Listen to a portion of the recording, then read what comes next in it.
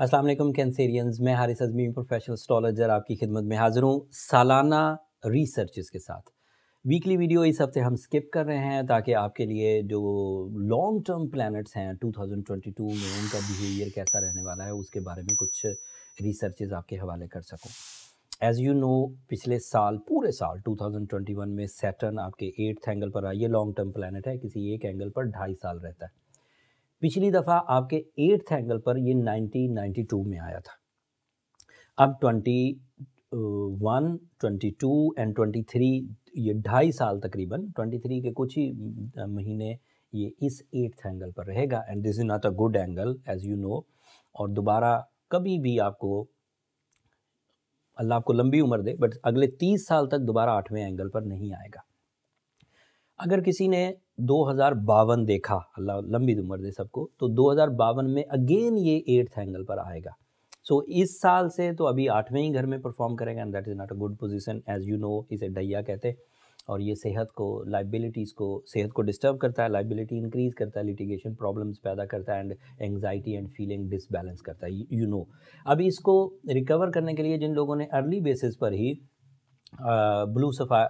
Ruby पहन लिया था या फिर उसके पैरेलल कोई भी उन्होंने स्टोन, एमरल्ड, रूबी या रेडिएशन वाइज कोई और स्टोन जो फ्रेंडली बिहेव देता हो वो पहन लिया था, तो कोई मुश्किल नहीं है, वो लोग इसे बैलेंस कर चुके। बट एक दूसरी चीज़ थी, जुपिटर भी 8th ही एंगल पर था 2021 में।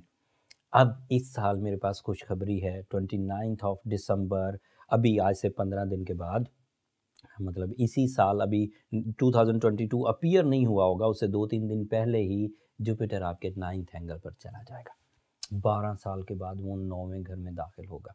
12 साल के बाद वो पाइसियन एंगल पर जाएगा और वो आपका 9th एंगल बनता है।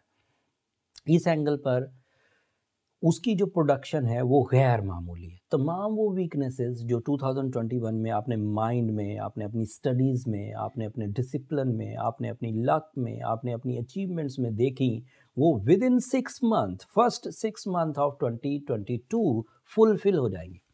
पहले 6 महीने भी वो डायरेक्ट रहेगा, उसके बाद उसने रेट्रोग्रेड होना है। उसका कुछ हिस्सा आपके 10th हाउस में भी गुजरेगा।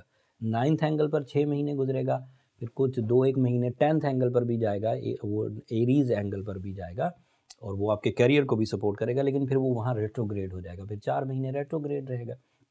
तो अभी सादा लफ्ज़ों में, बहुत हम बात को उलझाते नहीं, सादा लफ्ज़ों में 2022 के पहले 6 महीने जुपिटर के इवज़ इंतहाई लकी होने वाले हैं for your mind abilities, for your plannings, for your rewards, for your spirituality, for your internal abilities, for your regain of your strength and for your confidence. Jupiter की ये पोजीशन 12 साल बाद इतनी ताकतवर है कि आप एक ग्रुप ऑफ पीपल के लिए मौजू होंगे। जब आप परफॉर्म कर रहे होंगे तो फ़ायदा कई लोगों तक पहुंच रहा होगा, specially your family members, specially your companies if you are employ, for your dependents, औलाद, दोस्त, अहबाब, रिश्तेदार जो आप पर डिपेंड करते हैं, उनको ये जुपिटर बहुत एडवांटेजेस देगा। फिर जो हायर साइड की एजुकेशन वाले हैं, मुकाबले के इम्तिहान में हैं या इंटरनेशनल एजुकेशन में या अमूमी तालीम से हट कर जो कुछ बड़ा करना होता है, चाहे वो रिसर्च वर्क हो, चाहे वो साइंटिफिक एक्टिविटीज़ हों, चाहे वो किसी चीज़ को ढूंढने की, इन्वेंशन करने की या डिस्कवर करने की कोशिशें हों, जो हाई एंड एजुकेशन होती है, उसके लिए ये जुपिटर बहुत अहम होगा। एंड इसमें कैंसेरियन के लिए रिलीफ इस तरह से है कि कैंसेरियन इमोशनल होते हैं एंड इमोशन जो है इमोशन जो हैं वो इनर सोल से रिलेटेड होते हैं और इनर सोल इस साल इस फ्यूल से, जुपिटर के फ्यूल से काफ़ी खिले हुए परफॉर्मेंसेस देगी, काफ़ी फ्रेश परफॉर्मेंसेस, जिसकी वजह से आप अपनी लाइफ का एजेंडा बदलेंगे।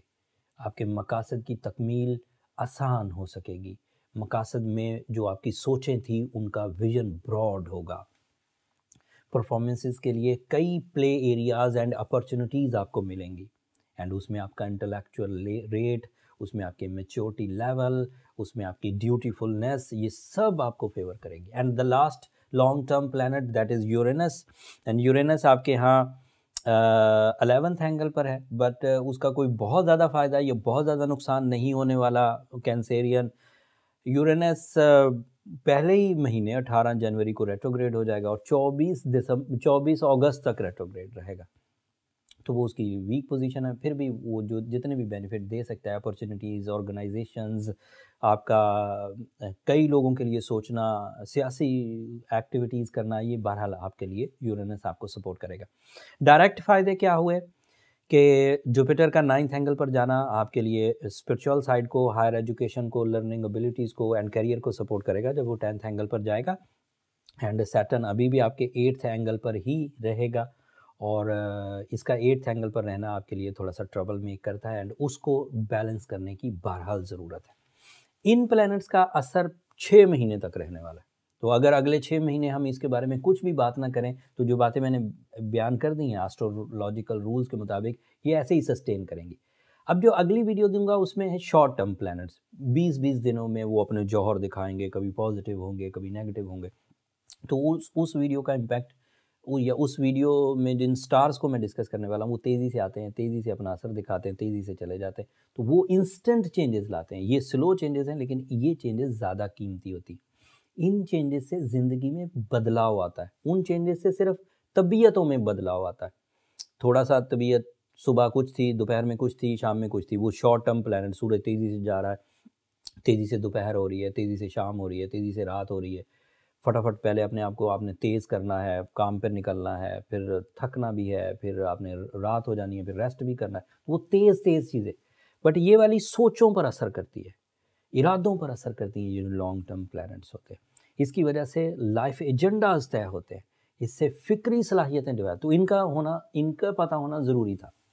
वो मैंने पहली वीडियो में आपको बयान कर दिया। अगली वीडियो में अपनी ड्यूटी पूरी करते हुए शॉर्ट टर्म प्लैनेट्स पर भी अपनी राय दूंगा। अब जो कैंसेरियन तो सैटर्न को पिछले साल सक्सेसफुली डील कर गए, ना किसी बीमारी में उलझे, ना ही उन्होंने कोई इंसल्ट्स फील की, ना ही उनके लिए कोई सोर्स ऑफ इनकम ट्रबल्स आई, ना ही लाइबिलिटीज़ का सामना करना पड़ा और ना ही लव लाइफ में कुछ ट्रबल्स आई। तो दैट मीन्स दे प्रूव कि वो स्ट्रॉन्ग कैंसेरियन है।